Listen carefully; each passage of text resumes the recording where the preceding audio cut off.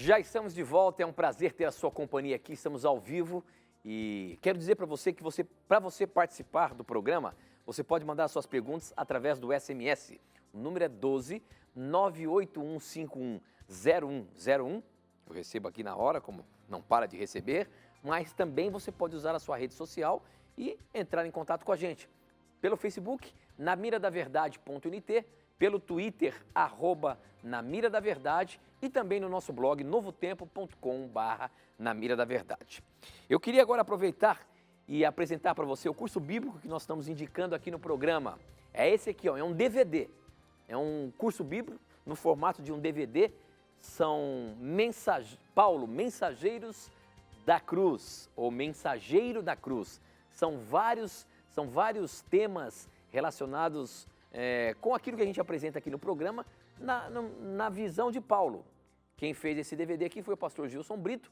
Ele fala sobre o diabo, fala sobre a cruz, fala sobre a morte, o arrebatamento, fala sobre o anticristo, prosperidade, as línguas estranhas, sexualidade, Paulo e o corpo de Cristo, sobre a lei, sobre a idolatria, sobre o domingo, sobre o batismo, sobre a igreja e muitos outros temas. Tenho certeza que você vai gostar. Para você ter esse curso bíblico aí na sua casa, receber esse DVD, você pode ligar para a gente no horário comercial 0 operadora 12 21 27 3121, tá bom? Anota aí, 12 21 27 3121, você liga, a gente vai fazer um cadastro para você e vai receber aí na sua casa sem pagar nada. É um presente nosso para você, tá bom?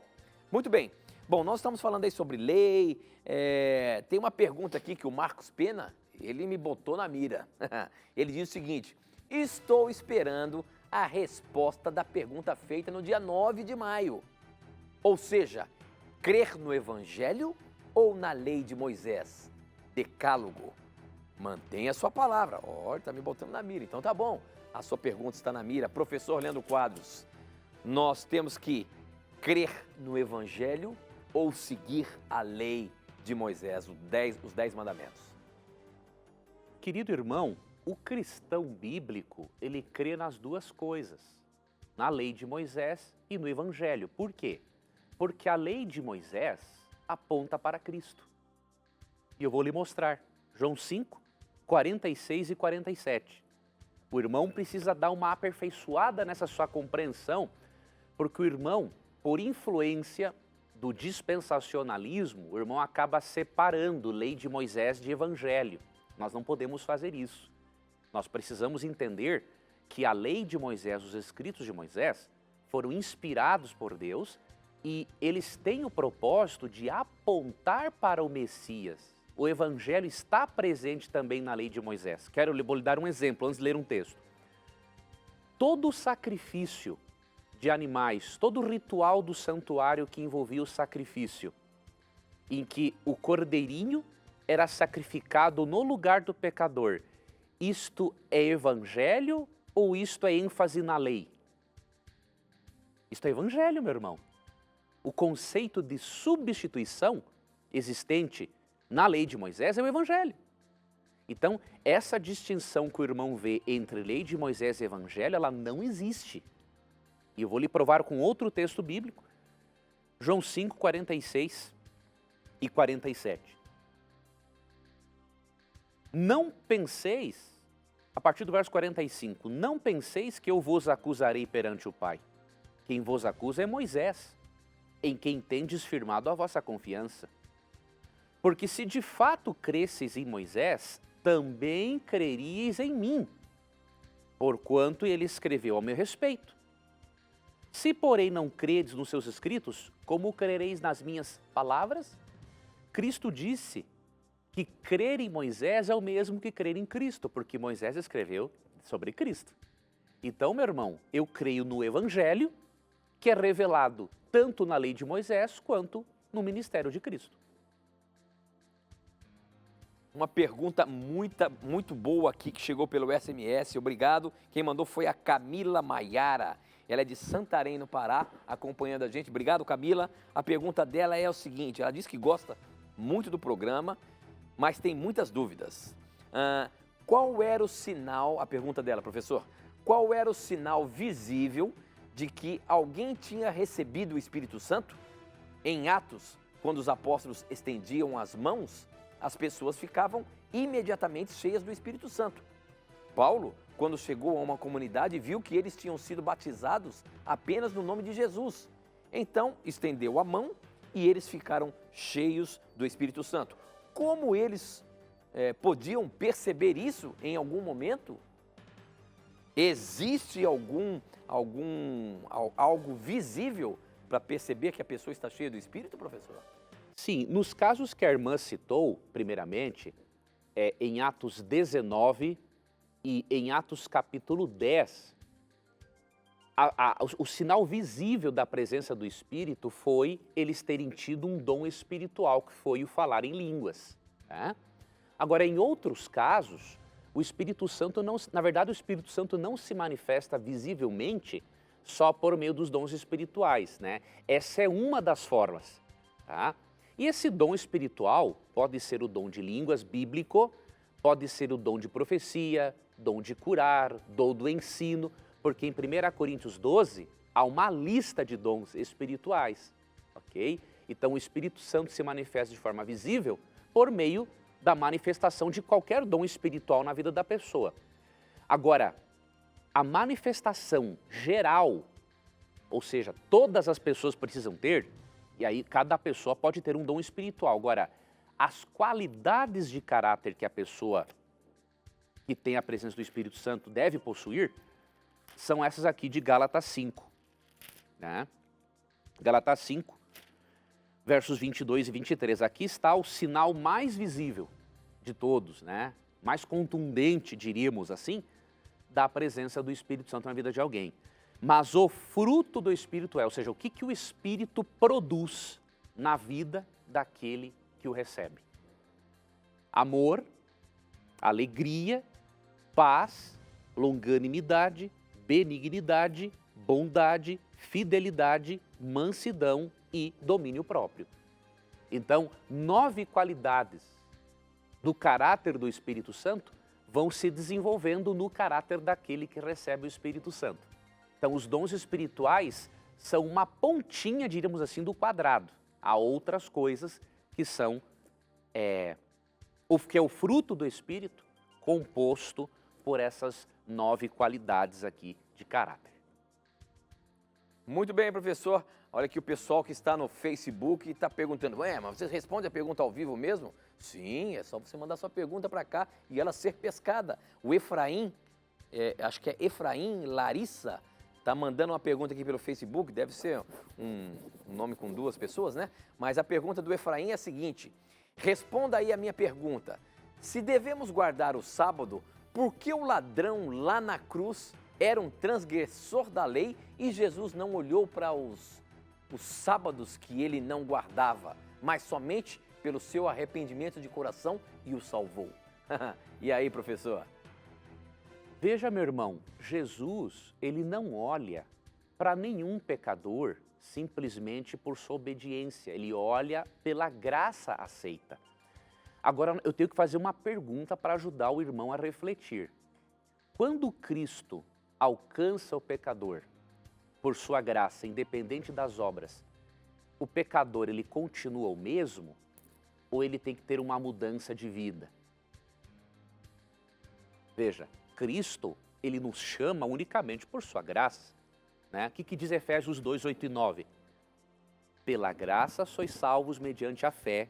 Isto não vem de vós, é um dom de Deus, não de obras para que ninguém se glorie.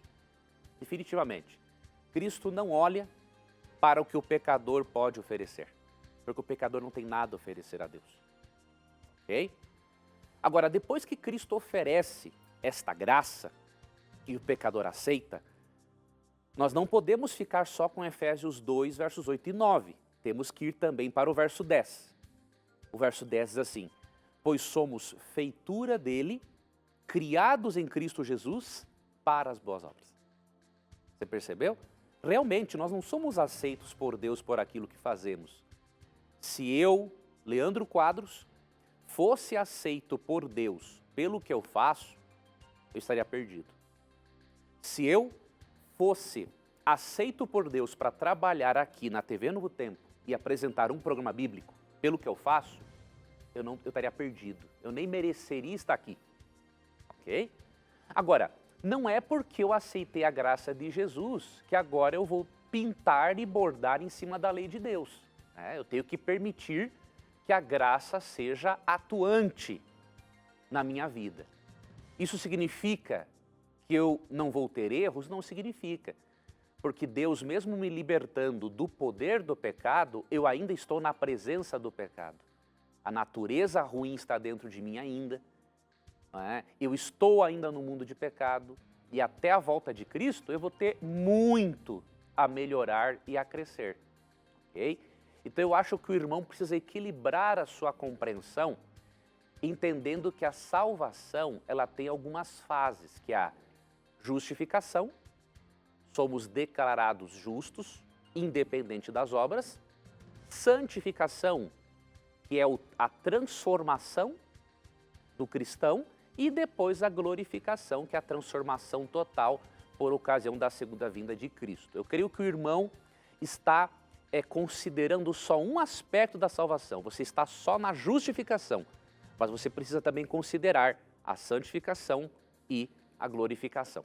Ok, muito bom, professor. Mais uma perguntinha aqui pelo nosso SMS. Ele já está dizendo aqui, ó, nunca foi para o ar a minha pergunta. Sua pergunta foi pescada e está na mira. Quem manda é o Laerte Silva, 48 anos, de Boracéia, Bertioga, Morada da Praia. E a pergunta dele é a seguinte: existe mesmo outros mundos não caídos? E se existe, eles sabem tudo o que aconteceu aqui na Terra? Eles podem nos ver? E aí, professor, a Bíblia dá algum vislumbre se existem outros mundos não caídos, se eles sabem o que está acontecendo aqui na Terra, eles conseguem nos ver, como é que é? Nós vemos que na Bíblia, assim, há referências indiretas, não diretas, mas indiretas, que são suficientes para provar a existência de outros mundos, sim.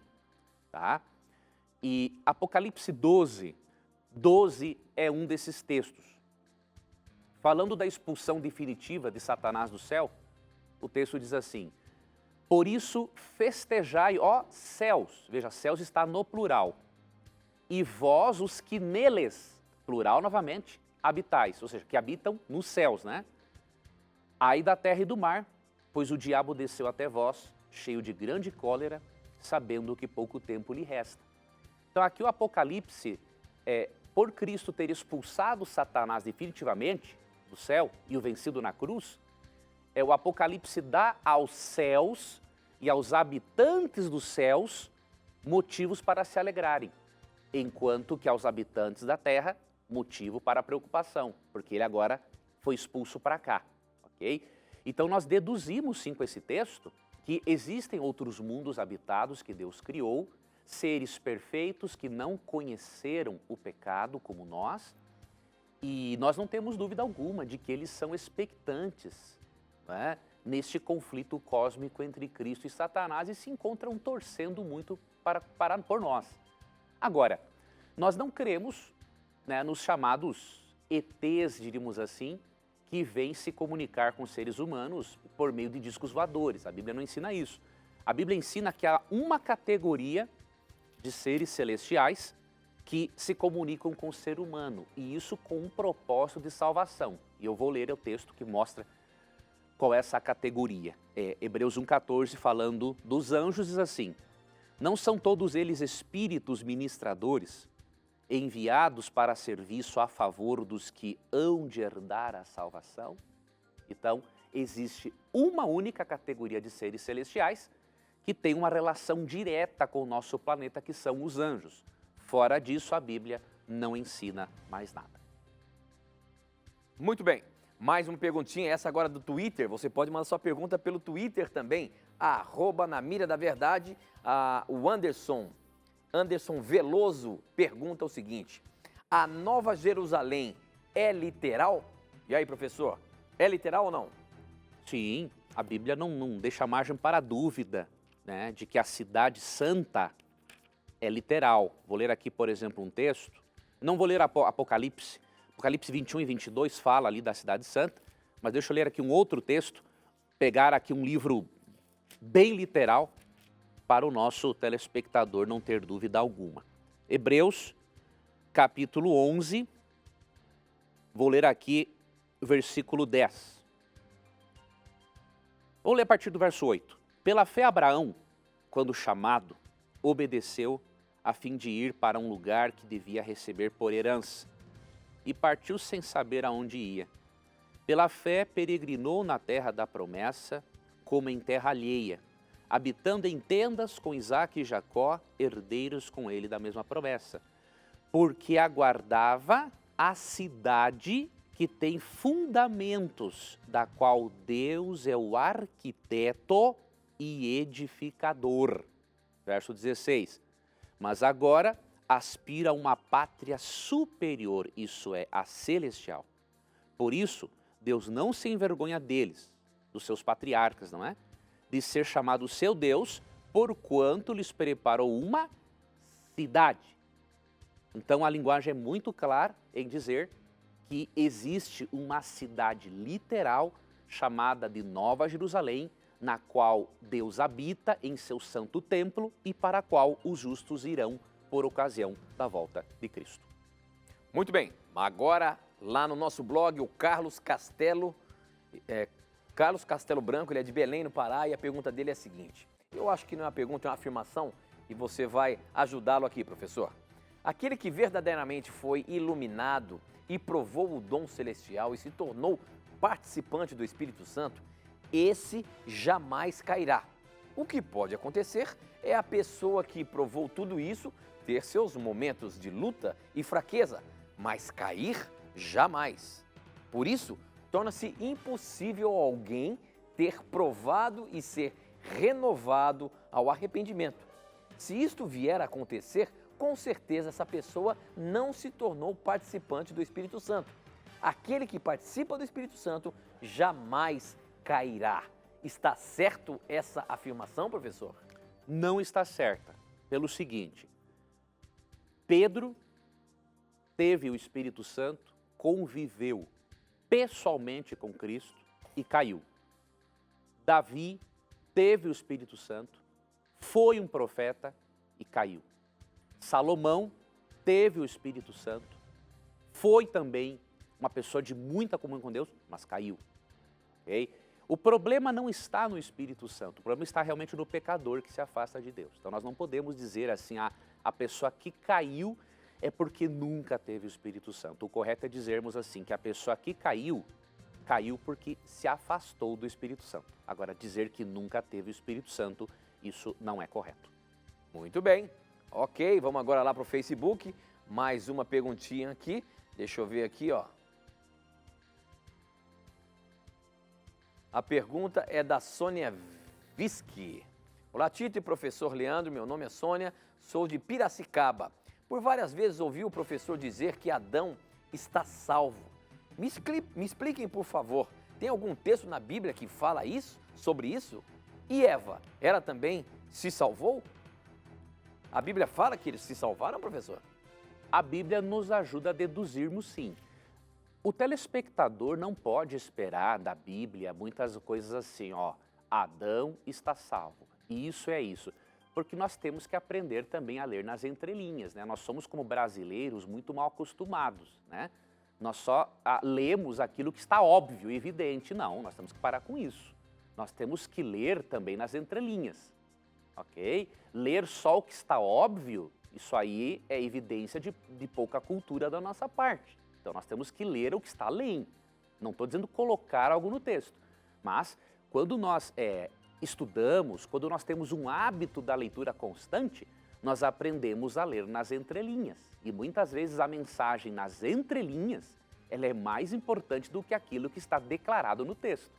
Então isso é uma questão cultural nossa e que nós devemos mudar por meio da leitura, tá? Então vamos ver aqui algumas questões nas entrelinhas que nos mostram a salvação de nossos primeiros pais.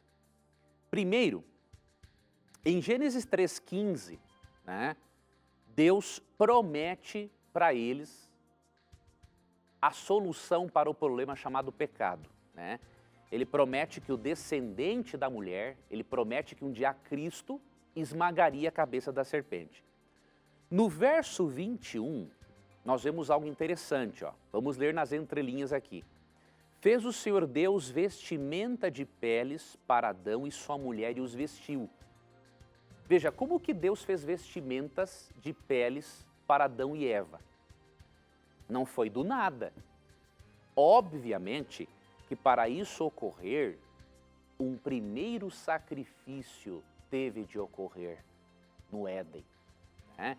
E o fato de Adão e Eva vestirem essas peles preparadas por Deus de um cordeiro, já nos mostra que eles aceitaram a provisão de Deus.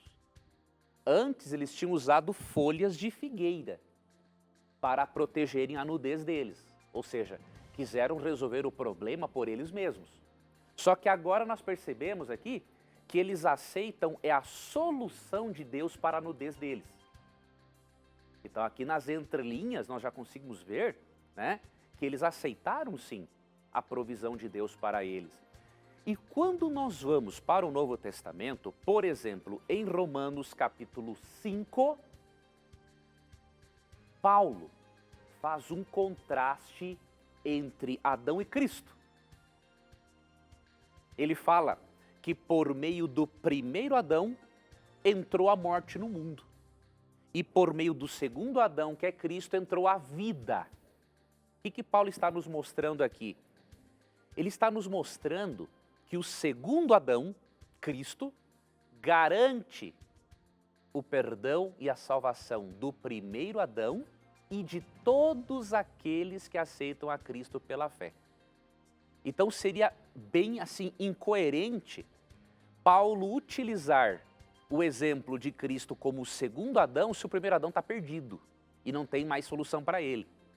Ok? Então nós cremos que com esses textos nós podemos sim chegar à perfeita conclusão de que nós, após a volta de Cristo, conheceremos nossos primeiros pais, Adão e Eva, porque as evidências das entrelinhas, diríamos assim, demonstram que eles aceitaram o plano de salvação. Ok, muito bem, professor. Mais uma perguntinha aqui pelo SMS. Meu nome é Flávia. O professor disse que há duas chances de uma pessoa divorciada se casar novamente. Uma é a morte do cônjuge e a outra é dar o divórcio. Se uma pessoa traída dar o divórcio e pode se casar novamente, assim vai ser caso, assim vai ser o caso dela se um dia for traído, não, está meio truncado aqui. Pode se casar novamente, assim vai ser o caso dela um dia ser traído novamente. Eu fui traída pelo meu ex-marido, me divorciei, mas o pastor disse que eu só posso me casar de novo se ele morrer. Professor, se uma pessoa foi traída, houve o ato, ela se separou, ela pode se casar de novo ou não? Só se o cônjuge falecer? Não, o detalhe é que o pastor, mesmo bem intencionado, ele está só analisando um lado da moeda, né? Ele só analisou Romanos 7, verso 2. Romanos 7, verso 2 diz, né, que enquanto o marido está vivo, a mulher está ligada ao seu marido, tá? Só que Romanos 7, 2 é um lado da moeda, né? Ele diz o seguinte, que enquanto não há, obviamente, a infidelidade, e enquanto um está vivo, é óbvio que ambos são uma só carne diante de Deus, né? Agora, nós temos que analisar o outro lado da moeda, que é Mateus 19, verso 9 e Mateus 5, 32. Ali Jesus já abre uma outra exceção. Ele diz assim, que exceto, qualquer que se divorcie de sua mulher ou de seu marido, exceto por imoralidade sexual, comete adultério ao se casar com outro. Então, são dois lados da moeda, tá? Jesus autoriza, sim, um segundo matrimônio quando há a infidelidade ou imoralidade sexual ou quando há a morte do cônjuge. E se o casal, ou se houver a infidelidade e o casal optar por perdoarem-se um ao outro, não é? E recomeçarem a vida, melhor ainda. Agora, se a pessoa não conseguir, nem todos conseguem, Deus dá, assim, diríamos assim, a carta branca para a pessoa, né? Ok, professor, nós temos 2 minutinhos ainda. Eu vou colocar uma pergunta que acho que você consegue responder rapidinho. Essa chegou pelo SMS. Há quem diga que Jesus não estava no céu quando Deus criou o mundo. Isso me deixou muito confusa. Pode me explicar? Existe claramente na Bíblia que Jesus estava na criação? Mas o assunto é mais claro que o sol ao meio-dia. Então, 40 segundos para você responder. Vou ler só um texto aqui, João capítulo 1, versos 1 em diante. No princípio era o verbo, ou seja, no princípio tudo. E o verbo estava com Deus e o verbo era Deus. Ele estava no princípio com Deus, todas as coisas foram feitas por intermédio dele e sem ele nada do que foi feito se fez. Então o texto é mais claro que o sol ao meio-dia. Tudo que existe foi feito com Jesus e Jesus estava com Deus desde o princípio. Muito bem, professor, muito bem. Eu quero muito agradecer a todos vocês que participaram do programa de hoje. Muita interação, muita gente acompanhando pelo Facebook, mandando as perguntas pelo SMS. É um prazer receber a sua pergunta. Professor, a gente se encontra na próxima semana, se Deus quiser, e amanhã cedo na Rádio Novo Tempo. Na Rádio Novo Tempo. Amigo telespectador, ouvinte, internauta, muito obrigado por você ter acompanhado o programa de hoje. Que Deus guie a sua vida, que Deus lhe dê momentos muito agradáveis hoje. E lembre-se que sempre que você tiver coragem de perguntar, a Bíblia terá coragem de lhe responder.